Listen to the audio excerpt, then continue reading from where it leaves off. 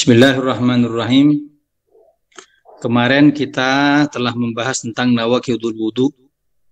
Nawaqidul wudu, hal-hal yang membatalkan wudu. Dan itu ada 4. Pertama, keluarnya sesuatu dari 2 kemaluan, baik kubul yang depan ataupun tubur yang belakang. Dari apapun yang keluar, gumpalan darah, angin, cairan, ataupun yang lainnya membatalkan wudu. Yang kedua, zawalu aglin, hilangnya akal karena sebab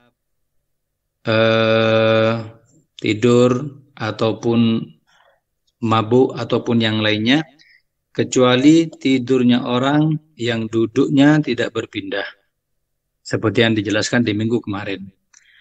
Yang ketiga, kita telah membahas yang membatalkan wudu adalah menyentuhnya kita dengan perut telapak tangan kemaluan yang manusia.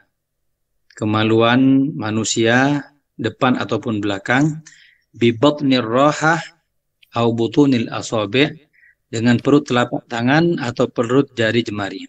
Ana mau jelasin di sini. Maknanya perut telapak tangan, coba lihat tangan Ana. Ada perut telapak tangan yang tidak terlihat. Berarti yang di dalam sini ini perut telapak tangan. Yang ditempelkan ini perut telapak tangan. Berarti menunjukkan kalau ada orang memegang kemaluannya dengan punggung telapak tangan, nggak batal. Kemaluan dipegang begini, nggak batal. Kalau begini Ustaz, nggak batal, karena yang membatalkan yang tertutup dari ini. Di sela-selanya nggak batal, yang tertutup ini. Ya, itu yang kedua. Yang ketiga adalah bersentuhannya dua kulit yang berlawan jenis, laki-laki dan perempuan yang sama-sama besar. Sama-sama besar maknanya bulughu haddis syahwah, sampainya orang itu diminati. Kemudian menyentuhnya dengan kulit. Ada 5 anggota badan yang menyentuhnya tidak batal. Dan yang disentuh bukan yang disentuh bukan mahromiyah. Dan sekarang saya akan membahas tentang mahrom. Siapa itu mahrom? Kita telah membahas kemarin mahrom. Coba dibaca apa mahrom kemarin itu? Satu aja yang baca.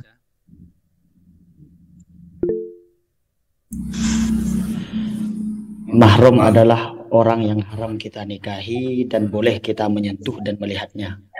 Nah, itu definisi mahram alat ta'bid atau mahram selamanya. Sekarang tulis definisi mahram sementara. Mahram sementara.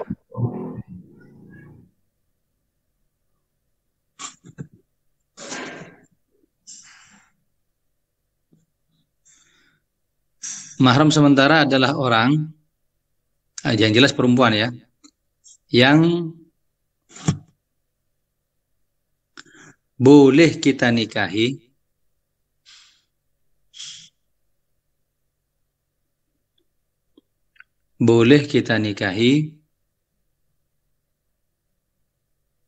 dan batal bersentuhan dengannya.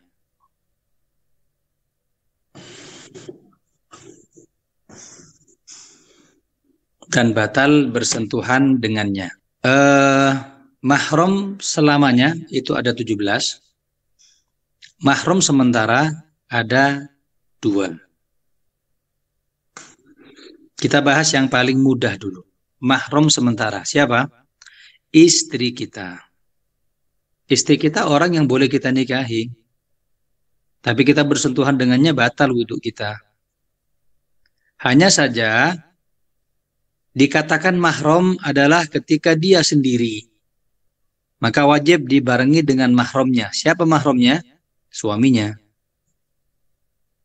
Nah, tapi pokok pembahasan kita bukan mahram yang dalam wudu, tapi mahram yang pertama, mahram yang alat ta'bid selamanya.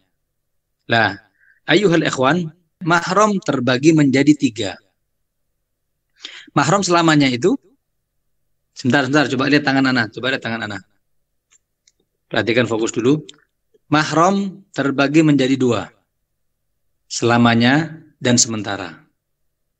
Yang selamanya terbagi menjadi 3.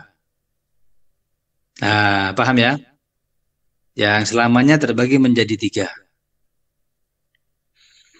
Terserah mau ditulis bagan, mau ditulis grafik, terserah. Yang pertama, mahram yang selamanya. Yang pertama,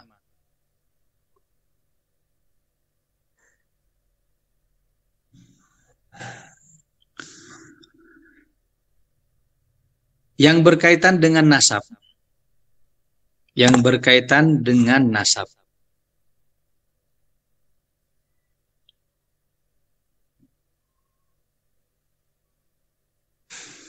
Yaitu 7 orang.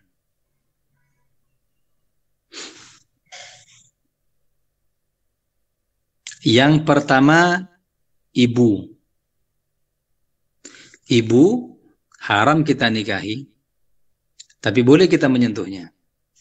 Kedua, anak perempuan. Ketiga, kakak atau adik saudara perempuan.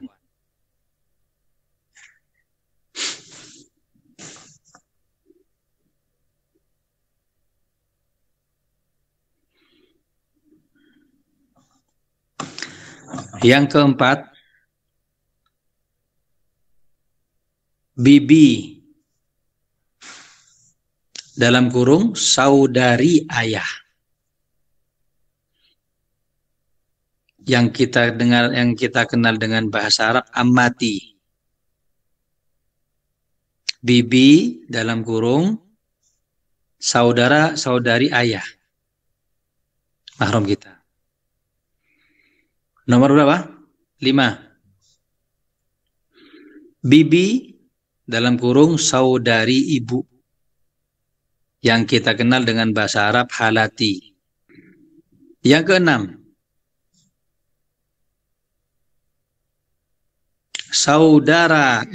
yang keenam, keponakan perempuan dari saudara laki-laki. Keponakan perempuan dari saudara laki-laki. Yang ketujuh, keponakan perempuan dari saudara perempuan. 7 itulah mahram kita.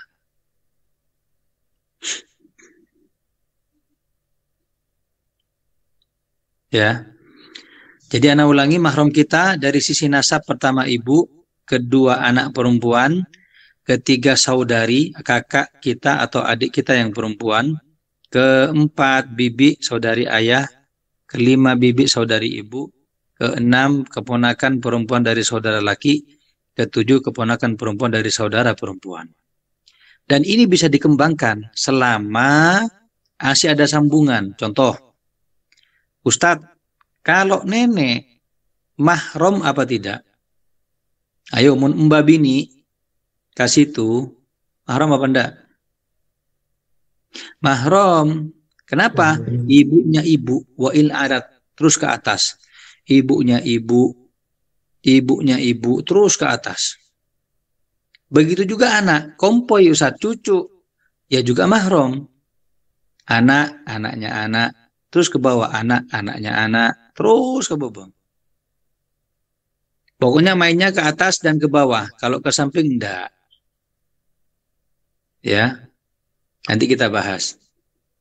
Begitu juga keponakan. Saya tanya, keponakan mahram sama kita kan? Ya. Mun anak naponakan, mahram apa enggak? Anak naponakan, masuk ke kita apa? Kompoi ponakan. Mahram apa enggak? Mahram. Dan ini, mahram yang laki-laki kepada perempuan ini bisa dibalik. Kalau saya bilang mahram pertama ibu, kemudian anak perempuan. Nah, mengajarna ke bini kita katakan mahram kamu, bapak, anak laki-laki, kari belik, sama aja.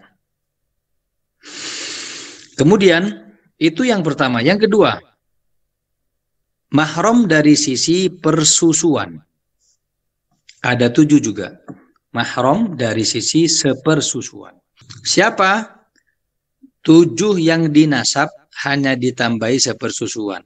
Saya ulangi, 7 yang dinasab hanya ditambahi sepersusuan. Contoh, ibu sepersusuan. Ibu yang menyusui kita. Anak perempuan yang menyusu kepada istri kita. Kakak, adik sepersusuan. Bibi sepersusuan. Bibi saudari ayah, saudari ibu sepersusuan. Keponakan perempuan dari saudara laki-laki sepersusuan. Hubungannya sepersusuan. Ya, itu 7. Itu yang kedua. Yang ketiga, al-musaharah, pernikahan. Pernikahan juga menjadikan seseorang itu menjadi mahram. Siapa? 4. Hanya 4 saja. Yang pertama, ibu mertua. Matuana kita si bini. Matua, ibu mertua kita itu mahram dengan kita alat ta'bid selamanya. Meskipun kita dengan anaknya sudah buyar, sudah cerai, sudah meninggal, tetap sama ibu, tetap mahram. Maknanya, misalkan dengan istri ada percekcokan sampai pecah atau beremah, tapi sama ibu tetap berbakti karena dia mertua, bukan mantan mertua. Ini Islam, tidak ada mantan mertua. Itu yang pertama. Yang kedua, saya tanya, mun taretanna matua bini, taretanna bebini ya. Mertua punya saudari, mahram apa enggak? Aliburun, ramcinan. Mahram. Tidak. Tidak, bukan mahram. Bukan mahram. Itu yang pertama. Yang kedua, mahram dari sisi pernikahan adalah menantu perempuan. Menantu kita yang perempuan. Sama. Tetap itu adalah mahram kita, meskipun sudah tidak ada hubungan pernikahan dengan anak kita. Tapi sebentang anak ruah, terus bagaimana? Tetap mahram. Sudah? Yang ketiga, zaujatul ab. Yang ketiga adalah zaujatul ab, istrinya ayah. Yang bukan ibu kita. Istri ayah kita yang bukan ibu kita. Istri apanya mana? Masa istri? Ibu tiri, maaf. Ibu tiri. Ibu tiri sama kita mahram. Ya.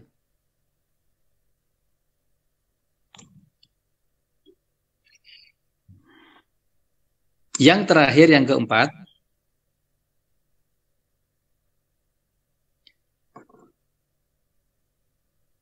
anak perempuan tiri. Apabila telah dikumpuli ibunya. Jadi ada keterangan tambahan. Anak tiri yang perempuan, apabila ibunya sudah dikumpuli. Saya ulangi, anak tiri perempuan yang ibunya sudah dikumpuli. Contohnya, ada Zaid, satu orang namanya Z. Z ini mau menikah dengan seorang janda punya anak perempuan. ya, mau menikah dengan janda punya anak perempuan. Selama hanya akad nikah, belum dikumpuli, belum ijma, itu anak perempuan belum menjadi mahramnya. Kapan menjadi mahramnya? Setelah kumpul dengan ibunya. Baru si anak otomatis menjadi mahramnya. Maknanya, si bapak tidak boleh menikahi anak tirinya. Loh, saya sudah cerai sama ibunya, Ustadz. Iya, tapi anaknya sudah menjadi mahram alat ta'bid selamanya.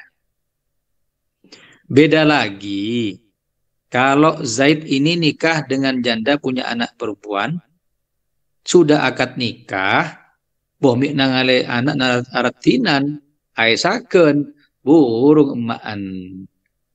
Gimana? Ambil anaknya. Boleh apa enggak? Boleh. Ya kayak ate, itu. Boleh, boleh. Karena kenapa? Karena belum dikumpuli dan dia bukan mahram masih.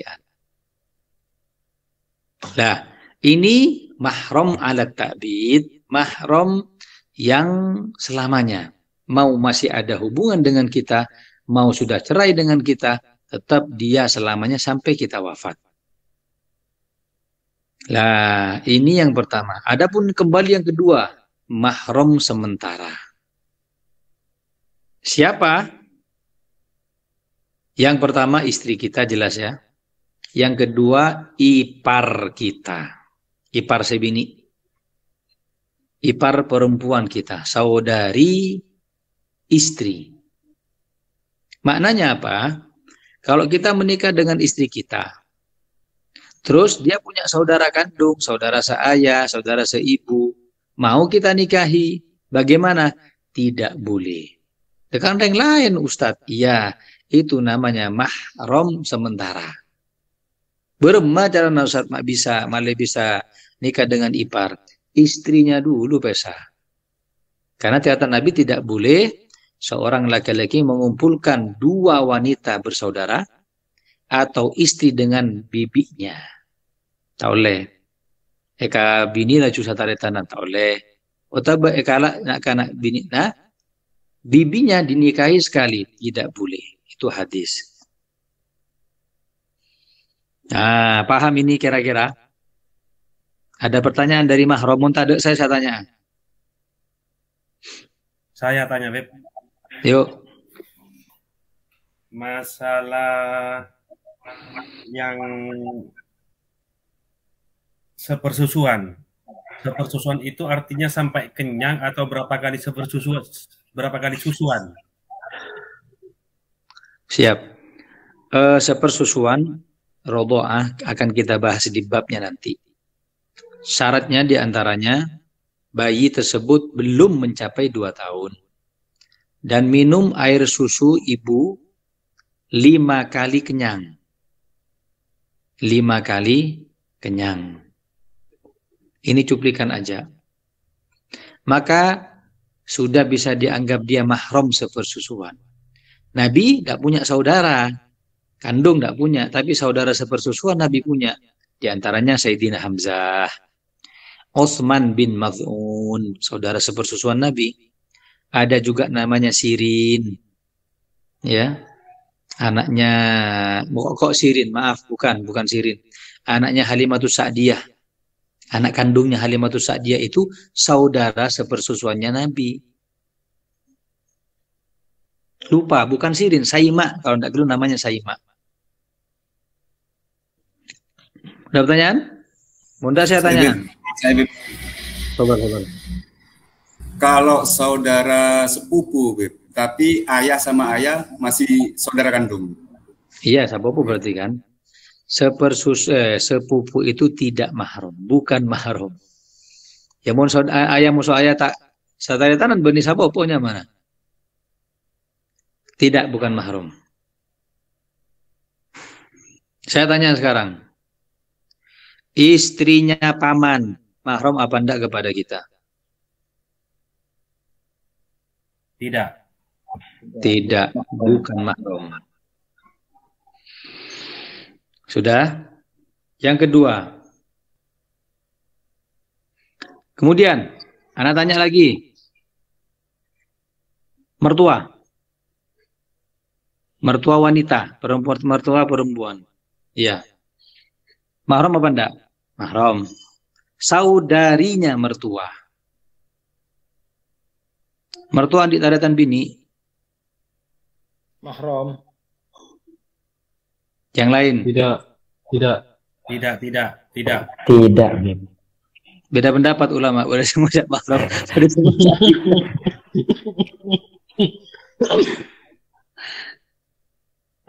Bagaimana? Tidak, bukan mahram. Tidak mahram. Mohon jakna orang Sumber apa? Matua ereng, ya. Iya. Tidak mahram, bukan mahram.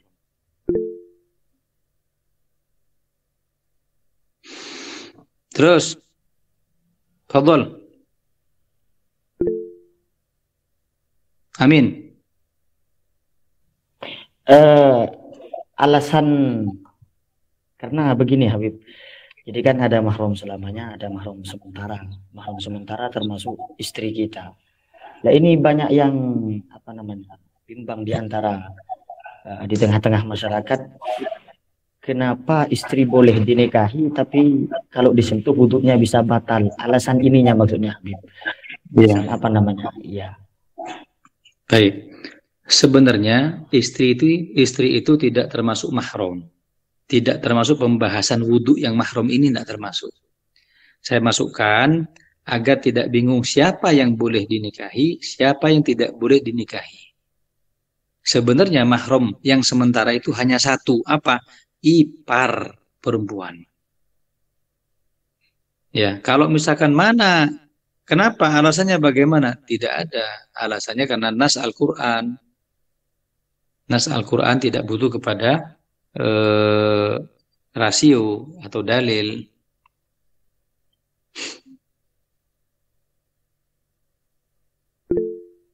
Ya. Sekarang padana kita asalaman kah yang bukan mahram. Contohnya mertua Majidi. Ya, Pak, mertua ereng. Kita orang salaman batal. Wudhu batal kan? Iya. Hukumnya gimana sama mertua Majidi? Hukumnya? Tanya masalah hukum. Maksudnya Pak, sudah usia, sudah tua, kita orang sudah tak asalaman, tak nyaman gitu. Nah, nanti pembahasannya itu lain. Pembahasannya bolehkah kita berjabat tangan dengan orang yang bukan mahram? Nanti ada kita bahas sekarang. Bagaimana kita berjabat tangan dengan orang yang bukan mahram kita? Imam Syafi'i punya kaidah namanya kullu syai'in sakithah al-yaum lakithah. Mungkin hari ini wanita ini terbuang, suatu saat akan ada yang mengambil. Maknanya Imam Syafi'i dengan kaidah seperti ini menutup rapat-rapat, selama bukan mahram tidak selaman. Apa? Takut timbul syahwat. Loh, sudah tua. Nah itu tadi, al-yaum lakithah, takut hatta tua isikat gitu.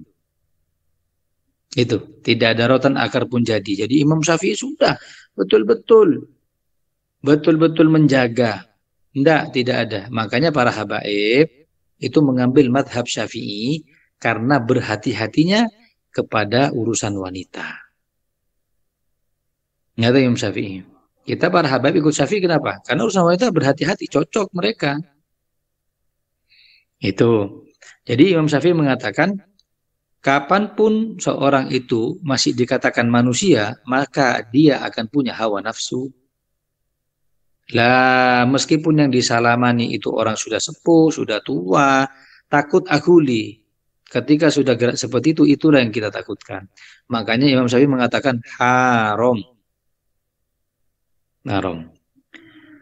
Itu yang pertama. Yang kedua, pendapat mazhab Abu Hanifah yang mengatakan diperbolehkan berjabat tangan dengan wanita yang bukan mahram ketika memenuhi dua syarat.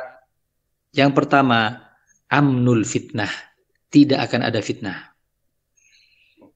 Yang kedua, ma yushtaha, tidak diminati sudah. Umur berapa? Kira-kira tidak diminati umur berapa?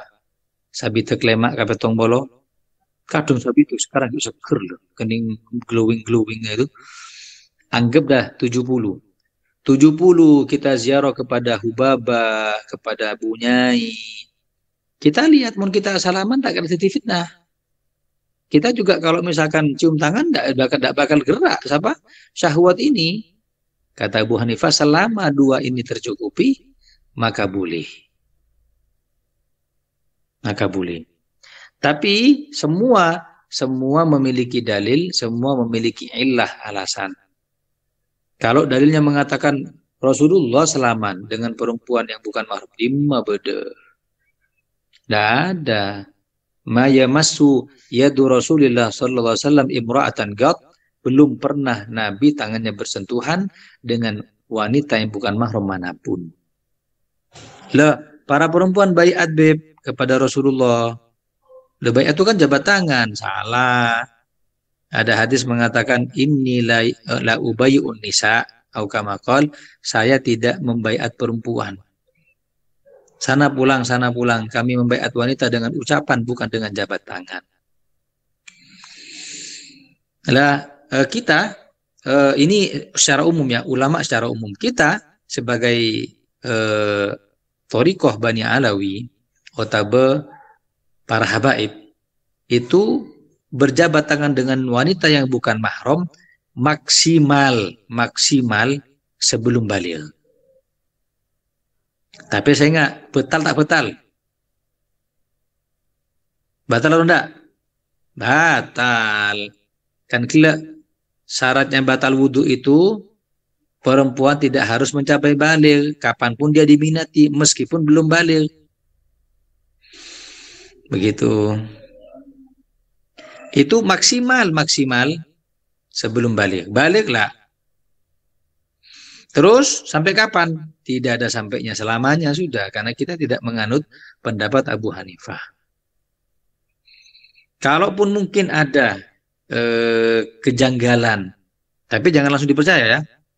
Saya ini pernah ketemu Moso Syarifah, Umi mengatakan, saya selaman sama Habib Umar, sama Habib Salim, Syatiri, dipegang kepala saya. Jangan percaya. Karena kami para muridnya lebih tahu bagaimana keseharian beliau. Kalaupun iya, biasanya selaman menggunakan rida patubul pakadel, esiom rida. Nah, dan itu pun belum pernah kami lihat. Ya, mungkin cakna gil walgal, katanya jangan diambil.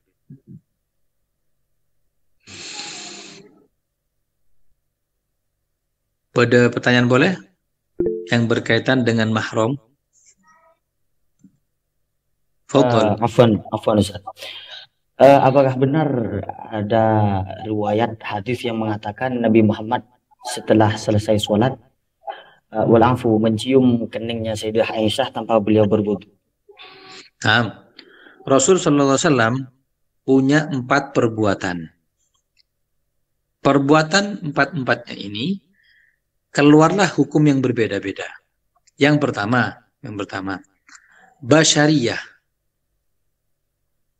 Perbuatan Nabi secara manusia. Ya, pada manusia biasa.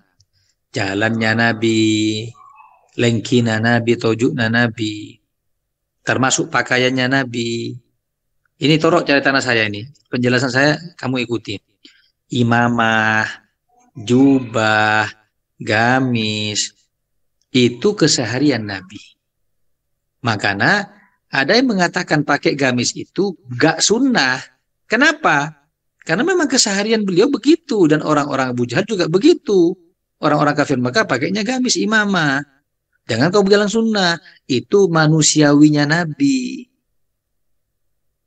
Paham ya? Ada yang mengatakan tidak. Itu bahkan sunnah. Mak bisa. Imamah mungkin tradisi, jubah, gamis mungkin tradisi, tapi ketika dipakai oleh pembawa syariat, semua menjadi sunnah. Nah, tinggal kita aja ambil yang kedua. Itu nomor satu. Nomor dua, ya dulu anda tasyri' perbuatan Nabi yang menggambarkan syariat. Ya, contohnya Nabi sampujengna berumah takbirah, mengangkat tangan. Nabi ketika berpuasa seperti apa? Nabi silaturahim. Itu semua yang diajarkan Nabi. Bahkan saya baca kitab Sahihul Bukhari bari.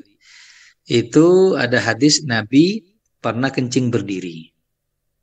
Ya.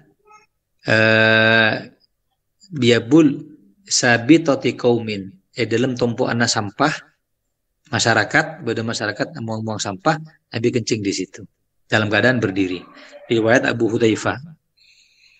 Maaf, riwayat Hudzaifah. Itu dilihat sama saya. Oh, Nabi kencing berdiri itu untuk menunjukkan berdiri kencing itu boleh. Cuman tak bagus, makruh. Nah, perbuatan seperti ini ya dulu ala tasyri' hanya untuk menggambarkan syariat. Ya. Yang ketiga, yang ini yang akan kita bahas. Perbuatan Nabi yang khusus untuk Nabi. Perbuatan Nabi yang khusus untuk Nabi, yang lain tidak boleh. Pertama, Nabi sholat tahajud hukumnya wajib. Kalau kita hukumnya sunnah. Nabi itu sholat duha wajib. Ke kita sunnah. Nabi itu nikah lebih dari 4 boleh. Kita nggak boleh. Ya. Pada Kiai Saparwa. Keurat. Sekali lagi. Arwah salah penafsiran. Tidak boleh, itu khusus untuk Nabi. Termasuk juga Nabi menyentuh istrinya langsung sholat. Itu perbuatan khusus untuk Nabi. Nabi menikahkan sahabat tanpa akad nikah. Banyak sahabat. Saya pengen nikah wahai Nabi. Kamu berangkat ke Bani Fulan. Punya anak perempuan. Bilang Nabi sudah menikahkan dengannya. Mari. Dan kita tidak bisa ikut begini. Itu alasan pertama. Alasan yang kedua. Bisa jadi Nabi menyentuh Siti Aisyah dan tidak berwudu lagi kemudian sholat, mengatakan bahwasanya aulamastumun nisa, ayat yang berbunyi lamastumun nisa, menyentuh perempuan itu bukan menyentuh secara zahir tapi menyentuh secara jima, sebagaimana pendapat Imam Malik. Jelas? Sudah boleh? Ada pertanyaan lagi? Kalau sudah, tabarukan ya. Kita nambah sedikit ya. Masih ada waktu kan? Ayo buka kitab apa?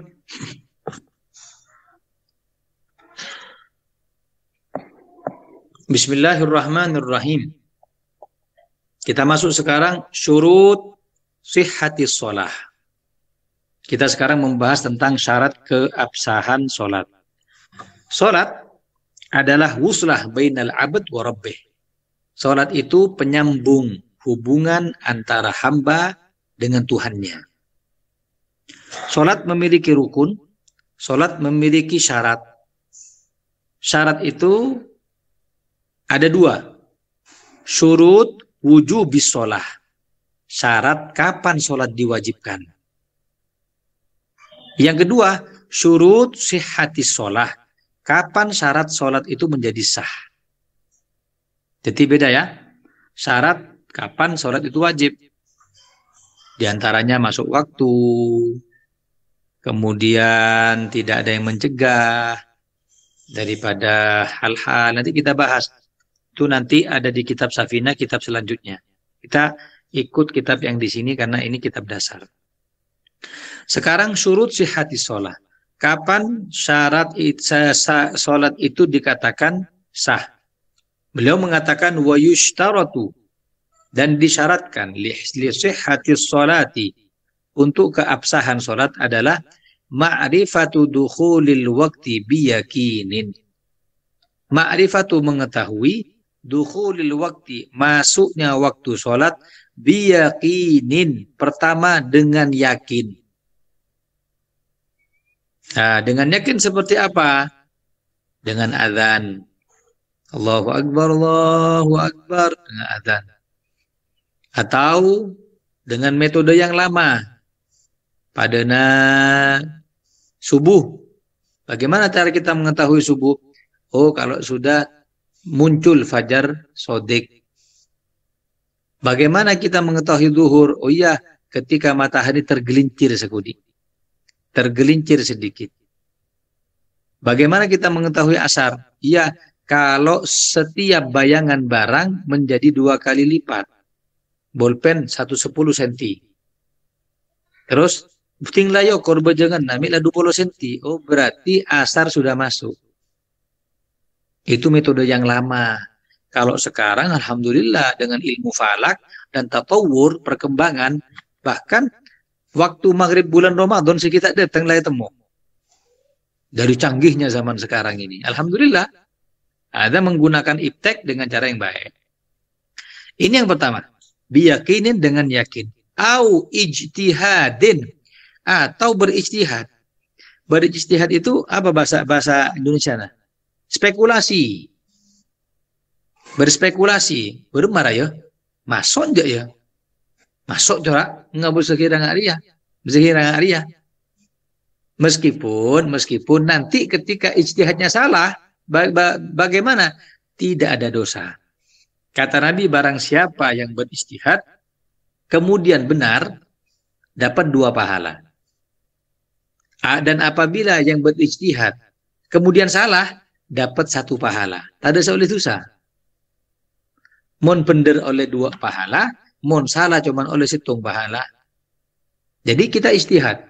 Ada sopu apa enggak ya? Oh sopu. Ternyata belum. Bagaimana? Ijtihad kita tidak berdosa. Kita tinggal mengkodok sholat. Mari. Ya. Dan yang untuk urusan seperti ini, jangan ikut ulama-ulama yang majdub. Aulia, wali-wali majdub. Karena mereka tidak bisa untuk kita ikuti. Mereka hanya bisa dicintai. Wali majdub tidak bisa, kita mahabbah iya. Cinta saja. Tapi untuk ulama, untuk kita mengikuti, ikuti ulama yang secara zahir. Yang ngajar ilmu, yang pembawa syariat. Itu yang kita ikuti. Makanya salah. Kita bilang salah. Salah. Apa? Orang mengatakan, Arya, masuklah bulan Ramadan. Tahu dari di mana? Wah, kita pembada lah. Bertahun-tahun. Gantus kilo dari di mana?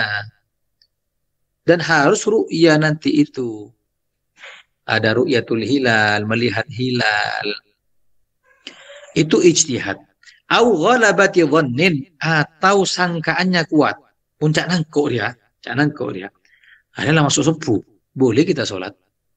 Padahal contohnya. Ada Imam Malik. Kalau tidak salah Pak. Imam Abu Hanifah. Apa Imam Malik? Lupa. Ini kisah. Disebutkan dalam kitab Faidul Mukhtarah.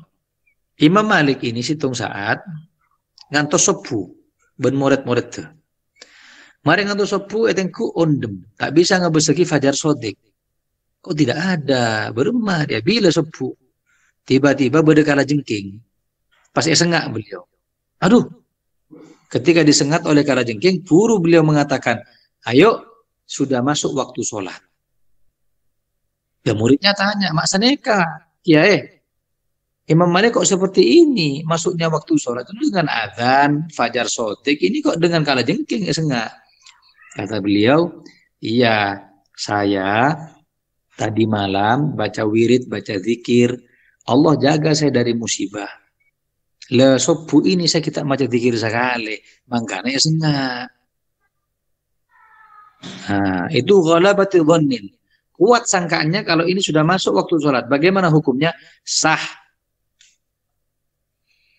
Maka beliau mengatakan fa in shallama asyaki, kembali ke kitab, apabila dia sholat bersamaan ragu, sekocak ragu ini tidak ada yang kuat. Masuk enjek ya? Masuk apa enjek ya? 50% 50%. Beda dengan ghalabati dhannin. Kuat sangkaan. Maknanya lebih condong satunya. 60-40. 60% 40%. Fa in shallama asyaki, apabila sholat tapi dengan keraguan, lam tasihha sholatuhu, maka tidak sah sholatnya.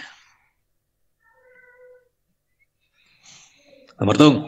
Nomor 2, wa yushtaratu, dan disyaratkan juga ma'rifatil kiblati, ma'rifah mengetahui al-kiblah, kiblat.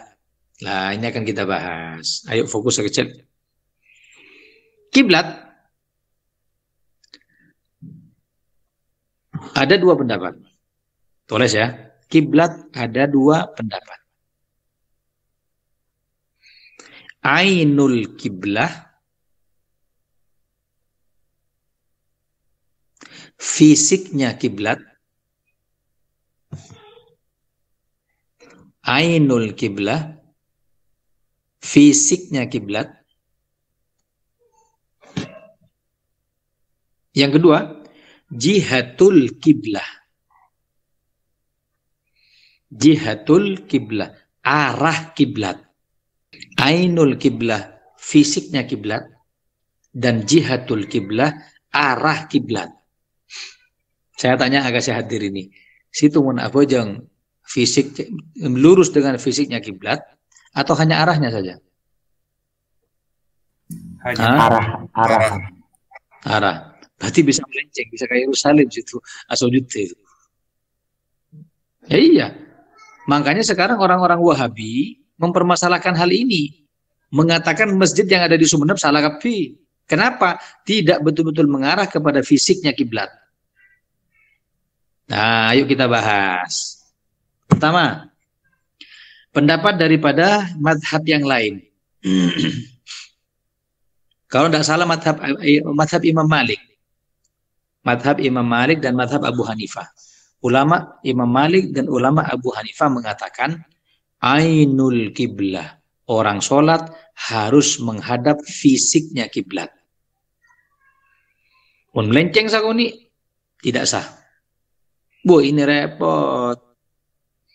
Mana dalilnya? Mereka berdalil.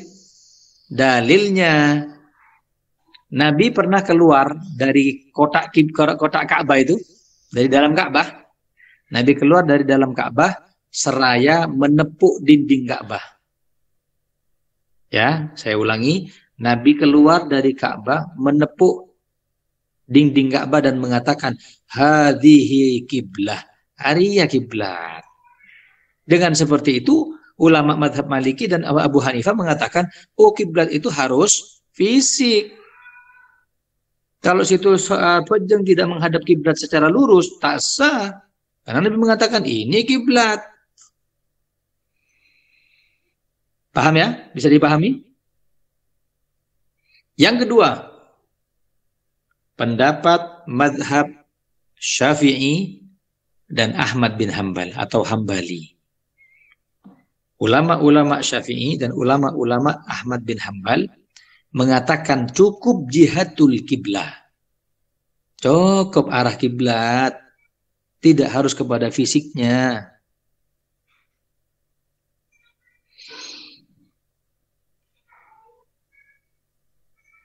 Sekarang kita bahas dalilnya. Jadi Allah mengatakan dalam Al-Quran, fawalli wajhaka syatral masjidil haram. Fawalli, maka menolehlah engkau wahai Muhammad, wajhaka, wajahmu dan fisikmu, syatra, sejalan selurus Masjidil Haram, ke arah Masjidil Haram. Allah tidak mengatakan Ka'bah. Fawalli wajhaka ilal Ka'bah, atau lihat benar ke Ka'bah, harus lurus ke Ka'bah. Enggak, Allah mengatakan ke Masjidil Haram. Kening Masjidil Haram cukup, teka tak kening Ka'bah. Paham? Abang paham? Jadi Allah mengatakan apa? Fawalli wajhaka syatrul Masjidil Haram. Benar cukup atau leka Masjidil Haram itu kiblatnya. Kenapa? Karena di Masjidil Haram ada Ka'bah. Tak harus tak ke Ka'bah. Mas kita disalahkan, ya salah kapi satunya. Kan begitu. Semua punya dalil. Orang-orang Wahabi itu cuma ngotok bayi, tidak mau dengan dalil kita, dalil apa? Nah, minta terima. Kita juga punya dalil kuat. Orang-orang NU, orang-orang Ahlus Aswaja itu juga jihatul kiblah. Cukup dengan arah kiblat saja. Ya sudah sah itu. Yang tidak sah kalau membelakangi kiblat, jauhin lu. Nah, kita ditegur. Di Batu ditegur. Ini Pak Ustadz, saya pernah epatengku denah.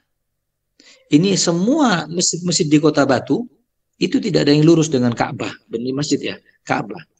Illa Masjid Taqwa, Masjid Wahabi. Ini lurus Ustadz, kayak coba kita tembak.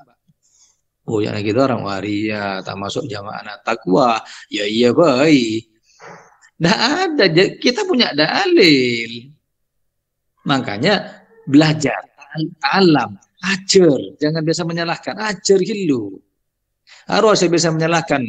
Pada namun pesilat ki furu-furu ajar kembongan itu tanggapi ajar sudah ada. Kelas mungkin itu yang kita bahas di siang yang mulia ini. Ada pertanyaan? Nanti syarat selanjutnya kita bahas. Ya, coba.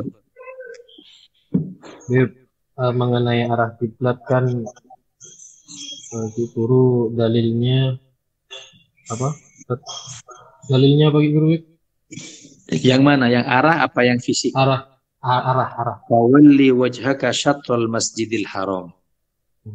Palingkan wajahmu ke arah Masjidil Haram. Ya. Sekarang begini, Beb. Masjidil Haram itu yang dikatakan Masjidil Haram itu dulu kan kenik, Beb ya. Betul. Nah, sekarang kan makin lebar. Betul. Nah, sekarang ini membedese kan makin melebar berarti kan ini termasuk Masjidil Haram. Betul. Berarti lebarnya yang sekarang ini berarti makin melebar kan, Beb? Makin melebar, makin menghadap Masjidil Haram. Tapi ketika sholat di Masjidil Haram menghadap Ka'bah lah ya. Iya. Tapi berarti kita yang di luar Masjidil Haram, selama kena Masjidil Haram cukup. Karena arah saja, arah. Kalau kita lihat secara apa itu, secara garis, melenceng jauh dari Ka'bah, selama kena Masjidil Haram cukup. Oh iya, Beb. Ya, Beb. Al-Kaf. Begini Ustaz, di syarat yang pertama, syarat sahnya sholat adalah lafaz dhunnun dan syakun. Dalam istilah fikih itu kan ada syakun, wahmun, sama dhunnun. Itu perbedaannya ya Pak Ustaz. Afwan. Nah, kalau dhon 60 benar, 40 salah. Ini istilah bahasa Arab aja ya. Intinya artinya nakapi ragu. Dhon sangkaan, syak ragu, sangkaan dia, waham juga sangkaan. Itu saya ulangi, dhon 60 benar, 40 salah. Syak separuh-separuh, antara benar dengan salah 50%, 50%. Waham 40-60, lebih condong ke tidak. Jadi lebih banyak tidak benarnya daripada benarnya. Contohnya, kita dicontohkan dulu di pondok dengan kedatangan ustadz. Satu kelas itu kan semacam. Beda saya ngocak. Ustadznya ngajar enggak ya? Situ ngocak. Oh ngajar. Mai tahu bana. Cek ustadz keluar. Iya mana yang ngajar. Engkau zon. Kenapa? Kalau kok nangale. Berarti apa? Zon. Tung. Nomor 2 ngocak. Mun kok njek. Ragu kok ustadz ini ngajar. Nggak bisa. Engkau tak nangale tibi. Tak nangale. Jadi bisa jadi datang, bisa jadi enggak. 50%, 50%. Tidak ada yang menang. Bingung, bimbang. Senamatul waham. Ngocak. Mun saya tak datang. Nggak bisa. Cek ngocak kah saya? Engkau mun tak leso datang. Mun leso njek. Menurut itikat saya tak ada datang enggak. Jadi waham ini lebih banyak tidak benarnya. Dan itu hanya istilah bahasa Arab saja. Yang lain? Sofi ikhwan, saya beri kabar bagus. Hadirnya antum di taklim semacam ini nih, itu mafhumnya Rasulullah. Menggembirakan Rasulullah. Luangkan waktu saja, 1 jam beri. Itu mah bunga Rasulullah. Tempeng ente mangkat asolawatan, tahlilan, lebih mas senang ini. Itu bukan tidak bagus, itu bagus. Tapi taklim lebih bagus. Sudah tak rugi. Ada lagi? Terakhir. Ya. Misalkan nanti ada pertanyaan bisa di-share di grup ya. Tapi mungkin jawabnya agak telat. Ya, lanjut. Pernah kejadian abang negur orang yang arah kiblatnya sana. Sedang ngadep ke kiblat, ngadep ke arah selatan. Tegur sama kita, Pak, kiblatnya ke sana, bukan ke sana. Tapi dia bilang sama aja. Kalau kita tarik lurus, bumi itu bulat, bunder. Bukan. Iya. Maksudnya dia gini, dia gengsi mungkin untuk mengakui dia salah, gengsi. Alasan itu, bumi bunter mas, Pak. Nah, repot. Iya, ya tidak bisa. Secara fikih tidak bisa, karena dalilnya kita dari Al-Quran, bukan dalil rasio. Tetap kita katakan tidak sah. Kerja ibu, bukan aja lah area rupu muka lauk, mau kawan hari Senin kah bro?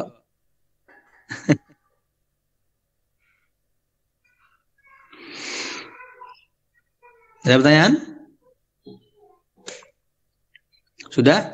Ayo tutup dengan Fatihah. Al-Fatihah bil qabul wa tamami kulli sul wa ma'mul annallah yaj'alna wa iyyakum minal ulama'il amilin al-muallimin al-mukhlisin al-ghaniyin az-zahidin al-mutawakkilin as-sabirin alladhina qarra bi'aini sayyidil mursalin waj'al ulumana wa iyyakum naf'an lil ummah naf'an ala mamaril ayyam wat tuhur li jamil ummatil muhammadiyah ala hadhihi niyat wa kullu niyyah salihah wa ila hadratin nabi Muhammadin sallallahu alaihi wasallam. Al-Fatihah.